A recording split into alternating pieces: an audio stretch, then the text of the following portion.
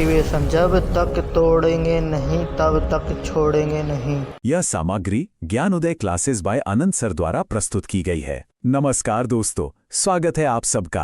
आज हम भारत के भूगोल की एक बहुत ही दिलचस्प यात्रा पर निकलने वाले हैं। हम जानेंगे भारत के विशाल पर्वतों और यहाँ के बड़े बड़े पठारों के बारे में। तो चलिए सबसे पहले एक सवाल से शुरू करते हैं, है ना। अक्सर हम ये शब्द सुनते हैं, पर्वत, पहाड़, पठार, पर क्या कभी सोचा है कि इनमें असल में फर्क क्या होता है? आखिर ये एक दूसरे से अलग कैसे हैं? आज सबसे पहले इसी गुत्थी को सुलझाते हैं। तो सबसे पहले उठाते हैं पर्वत को।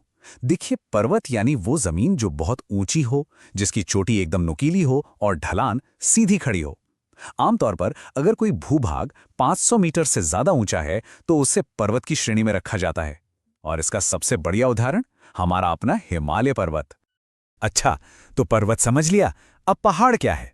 असल में ये पर्वत का ही छोटा रूप है, समझ लीजिए।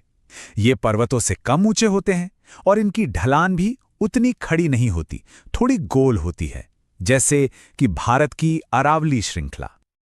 और अब बात करते हैं पठार की, जो कि इन दोनों से एकदम ही अलग है। सोचिए, एक ऐसी ऊंची जगह जिसकी चोटी नुकीली नहीं बल्कि एक टेबल की तरह एकदम सपाट हो।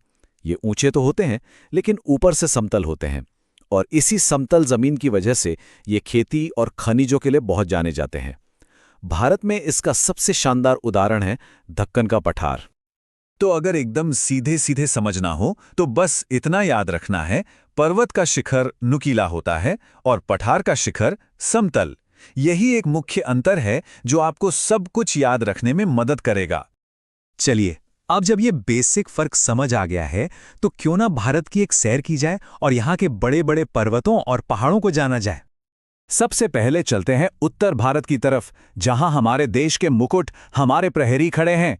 यहां पर है महान हिमालय श्रृंखला, जिसे हम हिमाद्री, हिमाचल और शिवालिक में बांटते हैं। और सिर्फ हिमालय ही नहीं, यहां काराकोरम, लद्दाख, जांस्कर और पीर पंजाल जैसी जबरदस्त श्रेणियां भी हैं। साथ ही गढ़वाल और कुमाऊं हिमालय को कैसे भूल सकते हैं? ये सब मिलकर हमारे देश की उत्तरी सीमा की रक्षा करते हैं। अब देश के दिल यानी मध्य और प्रायद्वीपीय भारत की तरफ चलते हैं।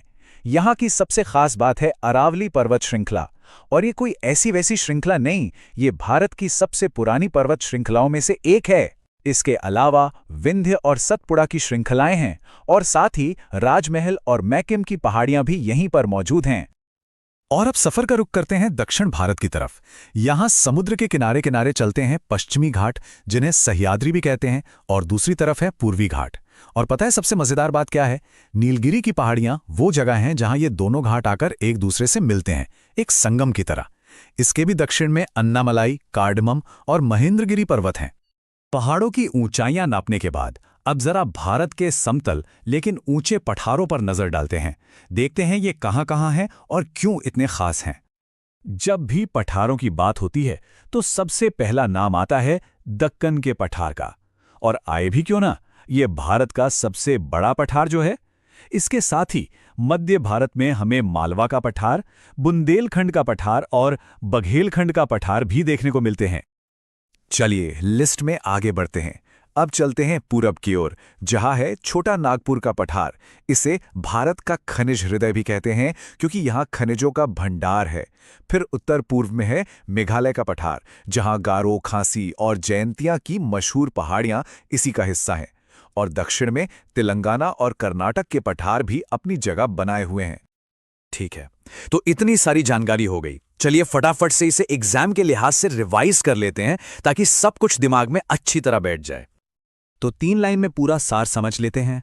पर्वत मतलब बहुत ऊंचे, नुकीले, जैसे हिमालय। पहाड़ वो इनसे थोड़े कम ऊंचे, जैसे अरावली।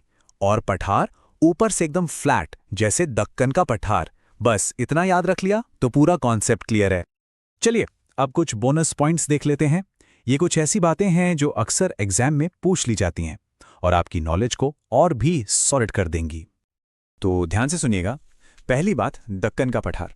ये सिर्फ भारत का सबसे बड़ा पठार ही नहीं है, बल्कि ये पूरे 8 राज्यों में फैला है और इसकी शेप एक ट्रायंगल यानी त्रिभुज जैसी है। और दूसरी बात जो हम सबको पता होनी चाहिए कि दुनिया की सबसे ऊंची चोटी माउंट एवरेस्ट, जिसकी ऊंचाई 8,848 मीटर है, वो इसी महान हिमालय श्रृंखला का हिस्सा है। तो आज के सफर में हमारे साथ जुड़ने के लिए बहुत बहुत धन्यवाद। और जाते जाते बस याद रखिएगा, हमारा एक ही मोटिवेशन है, जब तक तोड़ेंगे नहीं तब तक छोड़ेंगे नहीं।